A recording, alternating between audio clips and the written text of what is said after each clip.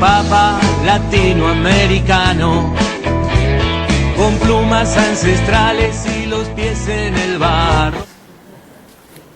Agradezco de verdad esta oportunidad de poder compartir 2 o 3 palabras que nos ayuden, como nos decía Hernán recién. Llegar a casa, tomar la encíclica y empezar a leerla serenamente. Tenemos, gracias a Dios, un papa que escribe en argentino, ¿no? Escribe es muy porteño para pensar. Entonces la lectura es muy llevadera y es muy agradable. Gracias a Dios tenemos esta posibilidad y esta responsabilidad. Posiblemente también esto significa una responsabilidad. Yo me quiero meter solamente en 2 principios, podríamos decir.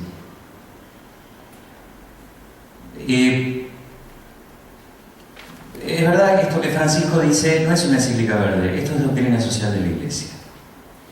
Este es el pensamiento social de la Iglesia.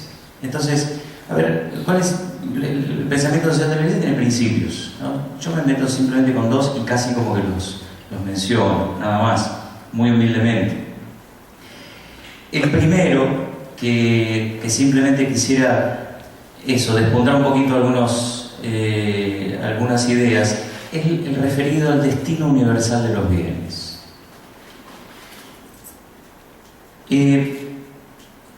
¿Dónde se sustenta esto? En la búsqueda del bien común. Es decir, porque la humanidad, porque el hombre individual, la humanidad colectivamente busca el bien común. De aquí se deriva este principio que es natural en la persona humana, que es,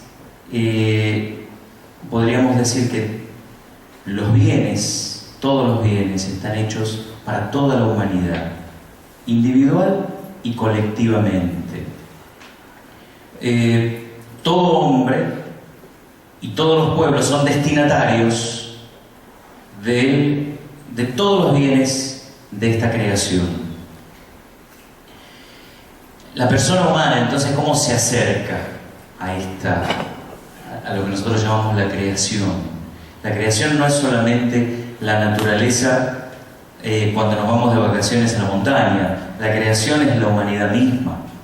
De hecho, en el centro de la creación tenemos a la persona humana. ¿Cómo se acerca? ¿Cómo me acerco yo? ¿Cómo voy abordando la creación? Trabajándola y gozando de sus frutos. Este es, podríamos decir, como el primer paso, ¿no? La primera tarea. Cómo yo accedo, cómo empiezo a tratar con esta realidad, trabajándola. Pero también, y esto lo puede hacer la humanidad, cuidándola y contemplándola. Es decir, aquí aparece esa otra palabrita que a veces viene tan denostada, que es el ocio. La capacidad de contemplación, de ser felices haciendo nada. Este es el origen posiblemente del día domingo, ¿no? El por qué tantas veces la Iglesia se pelea con muchos empresarios cuando les pide por favor el domingo dejáselo libre. ¿Qué hay detrás de esto? Solamente el no trabajar, sí, claro, el día de descanso, eso es fundamental. Pero también es esta otra cosa, que yo hoy no hago nada, contemplo esta creación, me dedico a amarnos, al encuentro con mis semejantes, con mis seres queridos, y este mundo sigue funcionando. Es decir, hay alguien que sigue sosteniendo, conteniendo esta realidad. Por un momento, yo renuncio a cualquier forma de mesianismo, de creer que soy la solución yo de absolutamente todo. Por ahí viene recuperar la capacidad de ocio, cuando el ser humano se encuentra no solo con la creación, sino con su semejante, se encuentran cara a cara. Esta tierra que tiene que ser devuelta, el que mejor lo dice para mí es Peteco, la chacarera, ¿no? La vida, hasta podríamos entrar, la vida me han prestado y tengo que devolverla.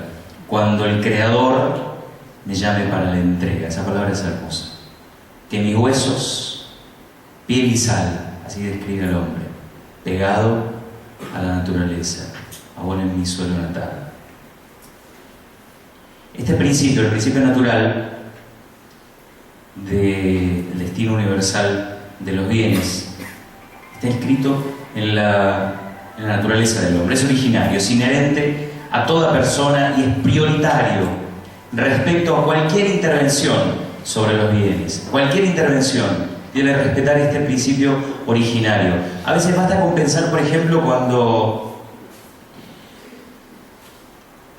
yo, que soy un acaudalado y me puedo comprar este terreno y el terreno que está en la vereda de enfrente, ¿no? Y de paso entonces me dejo la calle en el medio, me la hago mía también. Esto que a veces parece como... es bastante común esto, ¿no? ¿Obligando a quién? Y obligando a tanta gente que antes tenía un acceso común, la calle, hoy tiene que dar toda la vuelta porque, bueno, yo me lo apropié. Yo me apropié de un espacio común. Es bastante habitual esto. Y todos los demás derechos se sustentan aquí.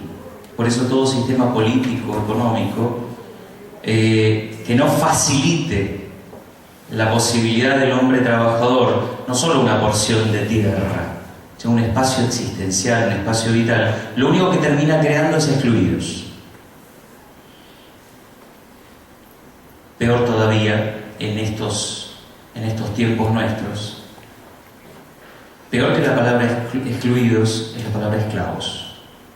Y esta es una realidad que desgraciadamente es una realidad con la que convivimos. Miren, nosotros tenemos, mi congregación, nosotros somos oblatos de la Virgen María. Hace muchos años que compartimos la misión en un pueblito, en una colonia, muy cerca de los esteros de Liberá, o sea, en la zona del agua, prácticamente, ¿no? Agua para todo el mundo. Sin embargo, a causa de la indiscriminada, el trabajo forestal no pensado, no suficientemente pensado, en los últimos años tuvimos que comprar motores para extraer el agua, porque había gente que no tenía posibilidad de acceso al agua, sobre los esteros de Liberá. ¿Eso qué genera? Desplazamientos. Hay gente que sabe que se tiene que desplazar, porque las lagunitas crecen regularmente, suben y bajan. Entonces se desplazan algunos metros. Algunos se han tenido que desplazar kilómetros, porque para el sembrado, para el arroz, había que inundar terrenos. Entonces, haciendo terraplenes, lo único que lograron fue desplazar el agua, el curso natural de las aguas, inundando, bueno, a tanta gente. Como son relativamente poca gente, y estamos hablando del medio del campo, esto es bastante desconocido y dolorosamente desconocido. Son dibujos de la exclusión. Por eso, cuando nosotros hablamos de una economía que esté inspirada en valores morales, de modo que el ejercicio de este derecho sea fácil. No puede una persona pasarse toda la vida para poder acceder a un pequeño bien. Es deshumanizarla. Y en el fondo es permanentemente decirle: no lo mereces, nunca lo mereciste. Es decir, nosotros muchas veces lo decimos, que la economía tiene por objetivo crear riqueza, la creación de riqueza, más que creación de ricos, ¿no? La creación de riqueza. La riqueza como componente humano,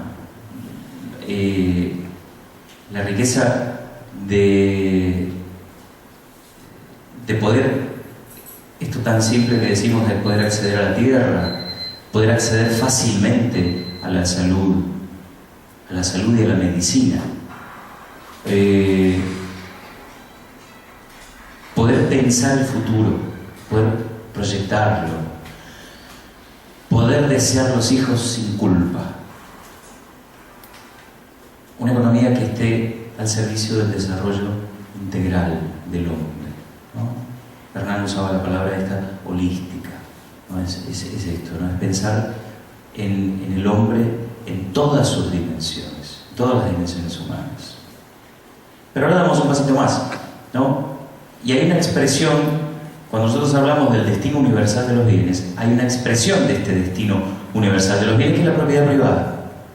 Es decir, el hecho de poder acceder a un espacio vital es una expresión justamente de que toda la humanidad, todo hombre, toda mujer tiene derecho a su espacio donde poder desarrollar su espacio existencial, donde poder ampliar su libertad. Los obispos del Paraguay lo dicen: la posibilidad de acceder a una porción razonable de tierra. Esto debe ser accesible a todos, y no solamente una porción razonable de tierra, también herramientas para poder trabajarla y capacitación para poder utilizar estas herramientas.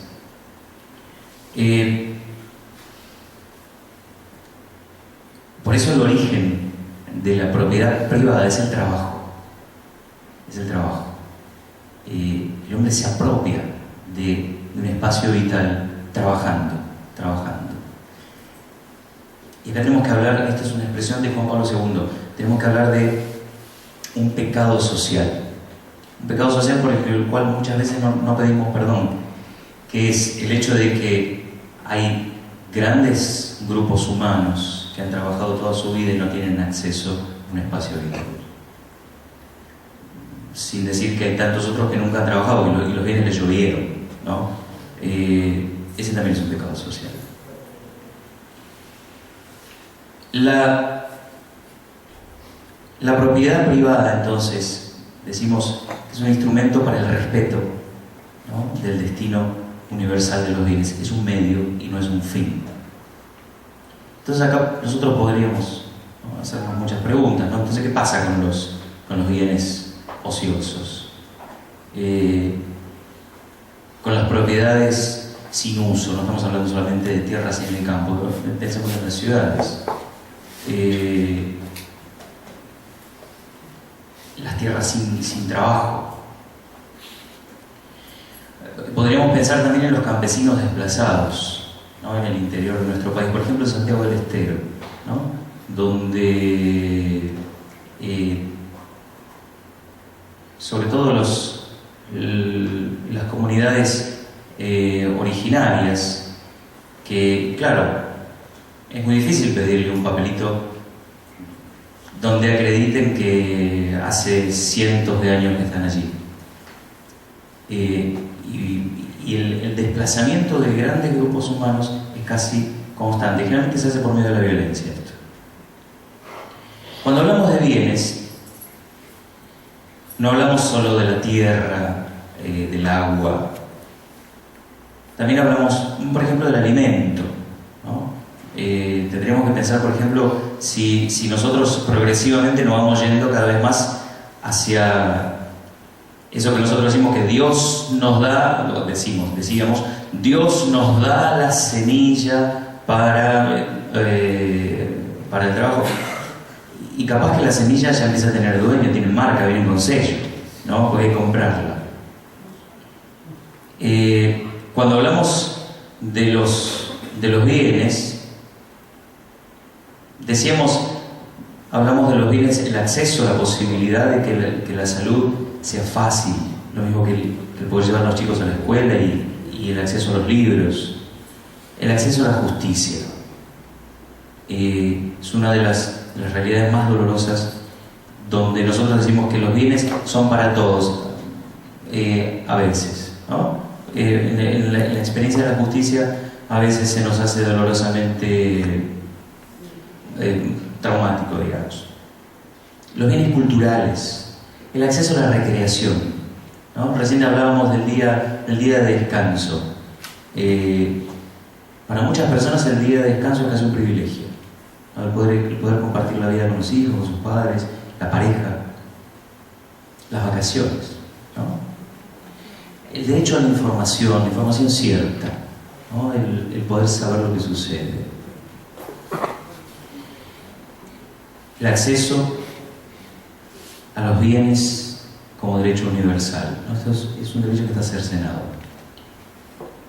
Y bueno, no podemos mirar por otro lado, ¿no?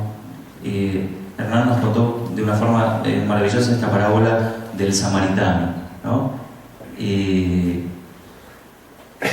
Donde ahí hubo un hombre que se conmovió, no miró por otro lado, vio la realidad. A ver, ¿qué puedo hacer? Esto, no lo hago. Ese sería como el primer principio. Hay un segundo principio, que es la igualdad, el principio de igualdad. Todos los hombres son iguales. De acá se desprende algo que de este criterio de igualdad surge la opción por el pobre. La vamos a escuchar muchas veces como opción preferencial por el pobre, pero en realidad es una opción profética. Porque Jesús es pobre, es el pobre de Nazaret, y se identifica de tal manera con quien, él mismo lo dice, con el que no come, con el que no se viste, con el que no tiene espacio donde habitar, con el que está privado de la libertad, con el que está falto de salud. Nosotros podríamos seguir haciendo un listadito en nuestras ciudades, con el que es explotado, con el que cartonea, con el que busca la comida en un container, con el que es insultado. Es decir, esta realidad del pobre es una realidad cristiana, es una presencia silenciosa de Cristo en medio de nuestras ciudades, en este mundo. Es decir, ¿por qué llegamos a este punto? Porque cuando se destruye el criterio de igualdad, cuando ese vínculo entre las personas desapareció, bueno, ni hablemos entonces de la creación, porque si la persona humana, que es la que está en el centro de la creación, se desentiende de sí misma y de sus propios hermanos, es la creación entera la que se resiente en este dolor. Entre los primeros cristianos, los primerísimos cristianos, este concepto de igualdad fue inmediato, casi como una consecuencia de vida. Lo primero que hacen los primeros cristianos es vender sus bienes. Lo primero, crean en sus comunidades, comunidades de vida cristiana, donde la palabra igualdad sea una realidad cotidiana. Pero una igualdad real. De hecho, los ricos que dejaban sus cultos y se hacían cristianos vendían sus bienes, los ponían al servicio de la comunidad y se integraban a la comunidad. Es decir, muchos veían este tema de una posesión de bienes en detrimento de la capacidad de vida de los otros, lo veían como una imposibilidad para vivir la fraternidad. Es decir, el discurso de la fraternidad universal es mentira mientras la pobreza sea acuciante.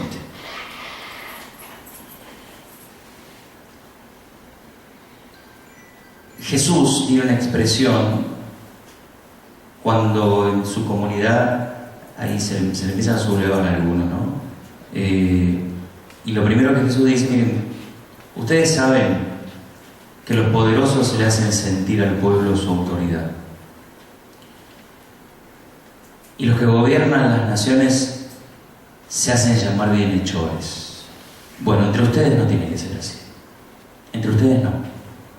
Es decir, esto es un mandamiento cristiano, entre ustedes no. Esto es hacer sentir el peso de la autoridad. Esto de intentar aplastar, no, entre ustedes no. Ustedes son capaces de mostrar un modo nuevo de vida, que es precisamente el de la fraternidad. Ahí se sustenta la opción profética por el pobre. También otra conferencia episcopal se hace la pregunta, dice, ¿qué significa el mandamiento el no matarás? cuando hay tantas personas que recogen su alimento de medio de los residuos? Son preguntas, como decíamos hace un ratito, el pecado social. Eso es algo que está casi como es parte del paisaje, sencillamente.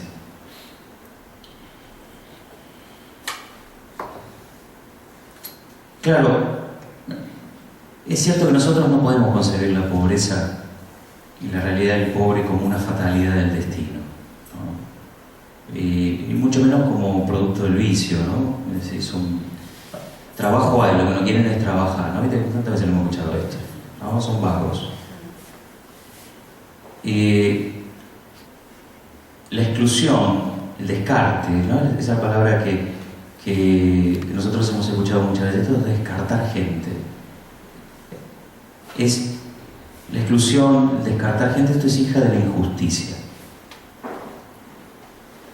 Y finalmente es una denuncia de que la riqueza se está robando y que la riqueza está generando violencia. Esta primera violencia se termina expresando en otra violencia transversal que también se ve en la realidad del pobre, que es la violencia entre hermanos, la violencia política, la violencia familiar, la violencia ecológica, finalmente.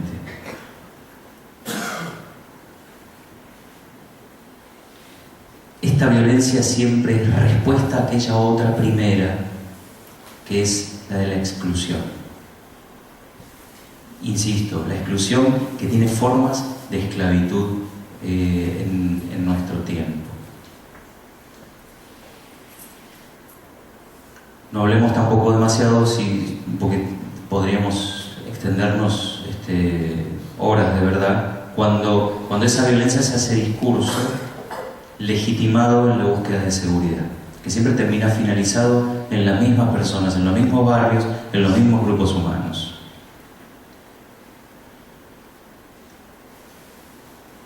La exclusión como violencia contra los derechos humanos más fundamentales no siempre es vista como tal, no es vista, digamos, ¿no? Incluso hay conciencias que viven amortiguadas, porque a veces consideran más falta grave no haber hecho sus oraciones, que lo consideran esto mucho más grave que no haber pagado sus deberes patronales, ¿no? Esto lo digo como cura.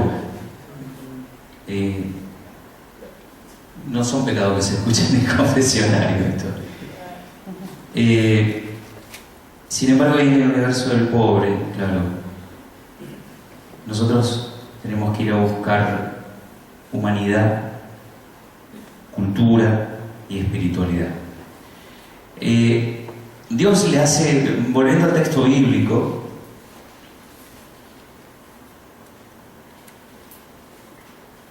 Dios le hace al hombre las dos primeras preguntas que le hace Dios a la humanidad. Ahora en el texto de Génesis, ahí nomás, muy al comienzo de la Biblia, la primera pregunta que Dios le hace a la humanidad es: ¿dónde estás? Adán, ¿dónde estás? La respuesta de Adán es: me escondí, te tenía miedo. Me escondí, estaba escondido, estaba agazapado. Primera pregunta: ¿dónde estás? Esta es una pregunta para toda la humanidad colectivamente, pero para cada uno como persona. No para responderla frente al espejo, sino para responderla frente al hermano. ¿Dónde estás? ¿Dónde está tu existencia? ¿Por dónde pasa tu vida? ¿Dónde estás realizando? Hoy es el día de la militancia, viene casi como que es providencial esto. ¿Dónde la estás realizando? ¿En beneficio de quién? Pero después hace una segunda pregunta. Después del acontecimiento de Caín y Abel, viene y le pregunta, le viene a meter el dedito en la llaga: ¿dónde está tu hermano? ¿Dónde está tu hermano? ¿Qué sabes de tu hermano? Esa es la segunda pregunta. Se espera que seamos especialistas en humanidad, que podamos realmente saber dónde está mi hermano, dónde está su vida, por dónde pasa su preocupación central, dónde se realizan sus deseos más profundos, qué lo preocupa, qué lo cansa, ¿Qué lo entristece? ¿Dónde está tu hermano? Termino entonces. Hernán mencionó a San Juan Crisóstomo. San Juan Crisóstomo fue un patriarca de Constantinopla, por allá por el siglo IV, V estamos hablando. Fíjense, tenía problemas con la esposa del emperador, que le había plantado una estatua al frente de la catedral. Y claro, Crisóstomo tenía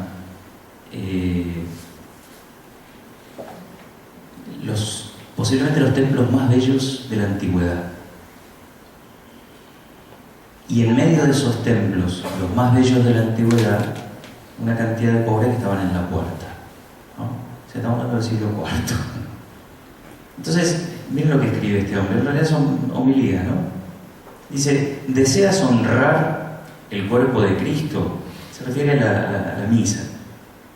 No lo desprecies entonces cuando lo contemples desnudo en los pobres, ni lo honres aquí, o sea, dentro de la iglesia, en el templo, con lienzos de seda, si al salir lo abandonas en sufrir y desnudez. El templo, dice, no necesita vestidos y lienzos, sino pureza de alma. Los pobres, en cambio, necesitan que con sumo cuidado nos preocupemos de ellos. Es un palo para el gallinero locura. Dice: reflexionemos pues y honremos a Cristo, que con aquel mismo honor que Él desea, aquel mismo honor que Él desea ser honrado. Dice pues: cuando se quiere honrar a alguien, debemos pensar en el honor que a Él le agrada, no en el que a nosotros nos place. Después dice: Dios no tiene ciertamente necesidad de vasos de oros, sí en cambio personas semejantes al oro. Dice: ¿de qué serviría adornar la mesa de Cristo con vasos de oro si el mismo Cristo muere de hambre? ¿Y de qué serviría recubrir el altar con lienzos bordados de oro cuando niegas al mismo Señor el vestido necesario para cubrir su desnudez? Los exhorto a que sientan mayor preocupación por el hermano necesitado que por el adorno del templo, ¿no? Dice: cuando adornen el templo, en todo caso, procuren no despreciar al hermano necesitado. Despreciar, usa la palabra, es muy fuerte esa palabra, porque ese templo es mucho más precioso que aquel otro. Muchas gracias.